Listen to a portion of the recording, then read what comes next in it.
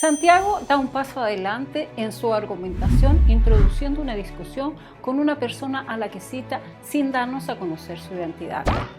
Por lo que es obvio, nos preguntemos, ¿quién es esta persona?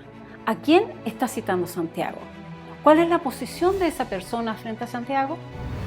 Estas preguntas no tienen una respuesta fácil.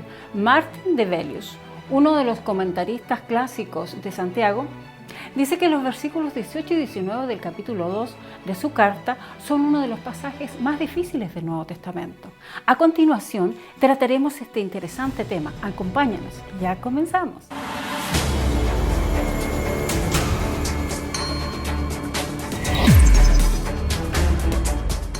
El problema surge por dos razones. En primer lugar, los antiguos manuscritos griegos, con alguna excepción, no usaban signos de puntuación. Por lo tanto, en el Nuevo Testamento no es fácil saber dónde empiezan y acaban las citas. En este caso, es obvio que la cita empieza inmediatamente después de la fórmula introductoria. Pero es lícito preguntarnos, ¿dónde acaba la cita? En segundo lugar, sea cual sea la postura que uno opte, seguirá encontrando dificultades.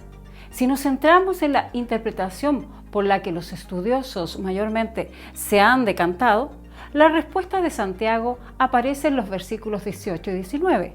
Este empieza con un desafío. Pues bien, muéstrame tu fe sin obras y yo te mostraré la fe por mis obras. El verbo mostrar normalmente significa hacer visible.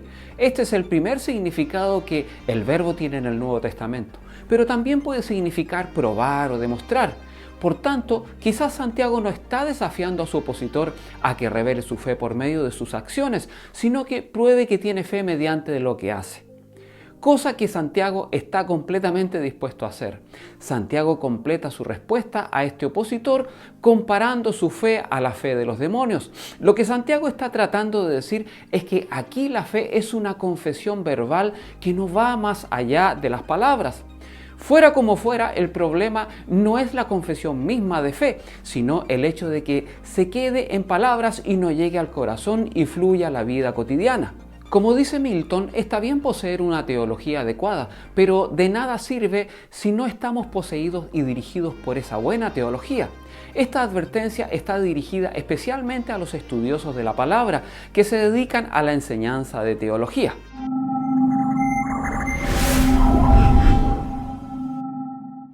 Se dice que C.S. Lewis estaba en contra de que los nuevos conversos entraran enseguida en el ministerio, por miedo a que el contacto constante con las cosas sagradas los llevara a verlas como cosas ordinarias.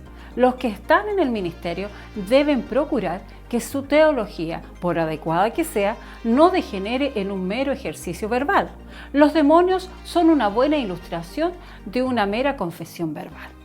Según Santiago, los demonios están entre los teólogos más ortodoxos, pues están totalmente de acuerdo con la Shema, es decir, creen que el Señor uno es.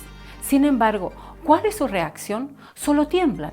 Este verbo, la única vez que aparece en todo el Nuevo Testamento, hace referencia al miedo provocado por el contacto con la deidad o lo sobrenatural. Aparece con bastante frecuencia en los papiros para describir el efecto que produce un hechicero. Dado que en la antigüedad se creía que pronunciar el nombre de un dios tenía el poder de provocar miedo o terror, este verbo es muy apropiado para este contexto. Lo que no está demasiado claro es el grado de importancia de esta palabra.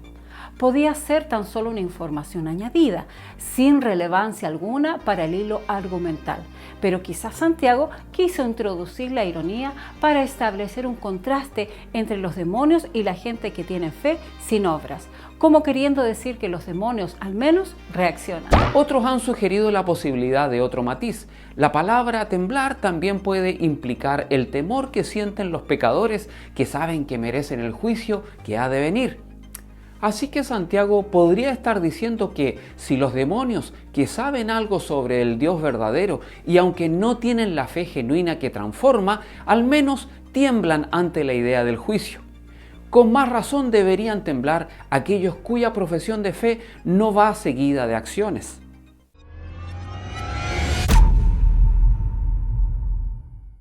Con estas palabras hemos llegado al final de nuestro espacio y no podemos quedar inmutables frente al mensaje del escritor bíblico. Siempre es bueno hacer una autorreflexión y examinar qué clase de persona estamos siendo. Nunca es tarde para reaccionar y asumir una actitud apropiada en la vida. Gracias por seguirnos y acompañarnos cada semana. Si no te has suscrito, te invitamos a hacerlo y seguirnos por las redes sociales que aquí aparecen. Cuídense mucho y nos encontramos nuevamente la próxima semana. ¡Hasta pronto!